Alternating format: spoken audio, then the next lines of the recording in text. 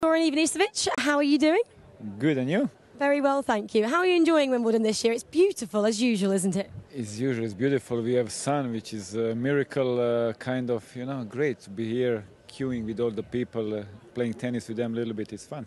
We know you surprised people back when you won through a wild card all those years ago, but who surprised you so far? I know we're only on to day 3, but who do you think maybe could upset the apple cart a little bit?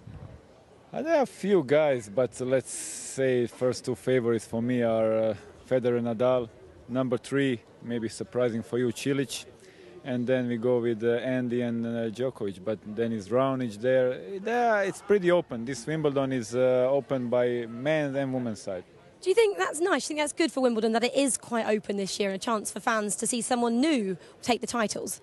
It is. They're always hoping to see someone new, but for past 15 years that didn't happen. Always 4 same guys, and who knows what's going to happen. We're going to see on Sunday.